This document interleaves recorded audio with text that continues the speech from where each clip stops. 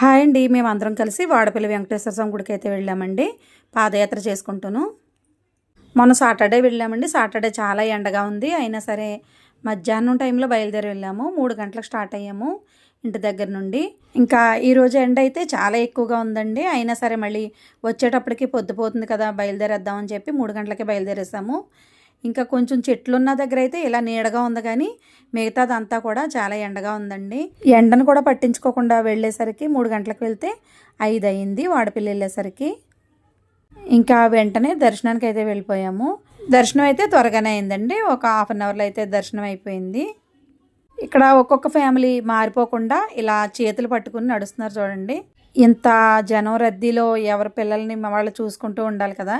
ఇక్కడికి వచ్చిన తర్వాత కొబ్బరికాయలు, పువ్వులు అవి తీసుకున్నామండి. ఇంటి దగ్గర నుంచి తేవాలంటే చేతితో పట్టుకురావాలంటే బరువు పట్టుకుని నడలేం కదా. ఇక్కడైతే కొబ్బరికాయలు అది తీసుకుని మేమైతే వెంటనే దర్శనానికి అయితే వెళ్ళిపోయాము.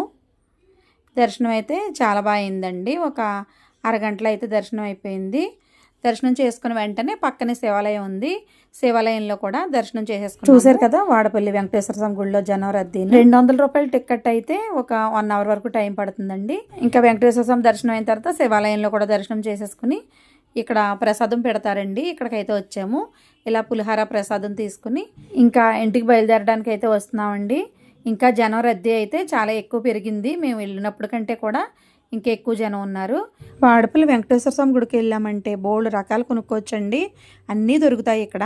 రాధాకృష్ణుల విగ్రహాలు చాలా బాగున్నాయి ఇక్కడ. ఇక్కడికి దగ్గరలోనే ఆత్రేయపురం ఉంది కదండి. పూతరేకులు ఇక్కడ పట్టుకొచ్చి అమ్ముతూ ఉంటారు. అలాగే పిల్లలు ఆడుకోవడానికి బొమ్మలు, అలాగే పువ్వుల మొక్కలు, కూరగాయలు, అన్ని రకాలు కూడా ఇక్కడ చాలా బాగా దొరుకుతాయండి.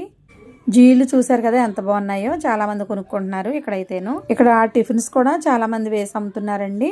దూరాల నుండి వచ్చిన వాళ్ళు ఇక్కడే టిఫిన్ చేసేసి మరీ వెళ్తున్నారు. మార్నింగ్ అయితే ఇక్కడే భోజనాలు పెట్టేస్తారు. ఈవినింగ్ టైంలో అయితే పులిహార ప్రసాదంగా ఇస్తారు. ఓం నమో వెంకటేశాయ.